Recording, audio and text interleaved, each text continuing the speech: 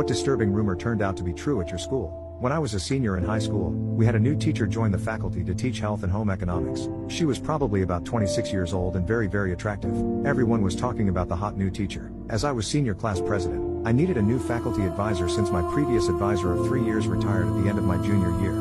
About 2 weeks later, the principal called me into his office and informed me that the new hot teacher was going to be our new class advisor for the rest of the year. As a result, she and I spent a lot of time together, at school and off campus, organizing and running myriad events to raise money for the class, plan the prom, field trips, etc. Soon, the rumors started flying around that she and I were messing around. This was completely false. I can say she never acted inappropriately towards me or suggested anything to make me think she had plans for any type of physical or sexual activity. She was a fantastic advisor and always just that, a class advisor. I spent the rest of the year denying these rumors with friends, with teachers and with parents. I was even interrogated by my wrestling coach the day before the district championship match. She and I had a laugh about it at graduation as she had to face similar questions from other faculty as well as the principal.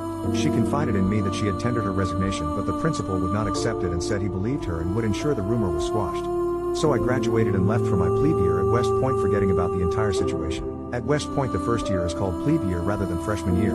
The first semester of my plebe year was moving along as it should, with no unusual events worth mentioning until the final month. Then, in early December, the topic of my high school faculty advisor resurfaced. One night when I was studying, there was a knock on my door and the company tactical officer, a regular Army captain, walked in and told me to report to his office immediately as there was a phone call for me from the Dover Police Department. Now, I immediately assumed it was my brother playing some kind of twisted joke on me since he was a captain in the very same police department waiting for me on the phone. Since my TAC was standing right behind me, I answered the phone as we were taught. Cadet Kerwick speaking. How may I help you, sir/ma'am? I immediately recognized the voice on the other end. It was not my brother but a close friend I had grown up with and known for over 15 years. He said, "Hey Steve, hope things are going well there, but I don't have time to chit-chat.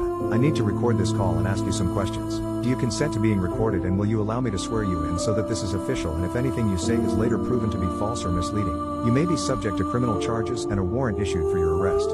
His name was Bill, but we all called him Woody. I said, "Woody, is this some kind of a joke? Who put you up to this? Because I'm about to shit my pants as I have no idea what this is about." My mind was racing so fast trying to guess, counter-guess, and trying to process that I could potentially be kicked out of West Point for something I had no clue about as of that moment. Woody replied, "It's no joke, and this is a very serious case we are investigating concerning inappropriate behavior between an adult and a minor or minors with regard to possible consensual or non-consensual sexual activities or sexual assault." That's when I knew exactly what this was about. I said, "Go ahead, Woody, I consent and will answer any questions you have." So I basically had to repeat his words almost like being sworn in as a witness who was going to testify in court.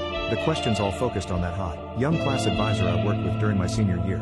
They kept me on the phone for an hour asking every possible question imaginable and then asking those same questions again in a different way. I answered every one honestly and candidly.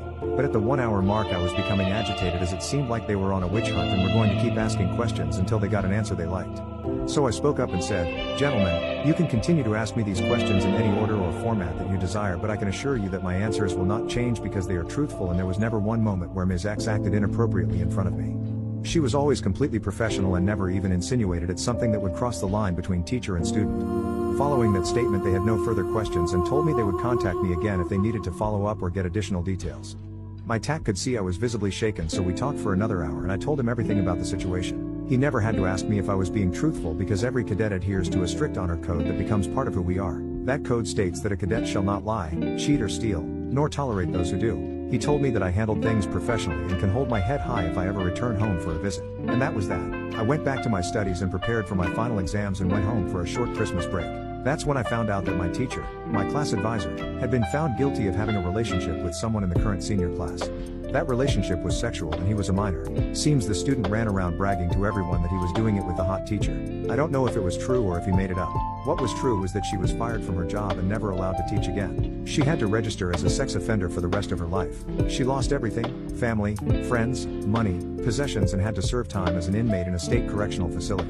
If you ask me what I think, I don't believe it. I know the kid who was allegedly in a relationship with her. He was a complete jerk.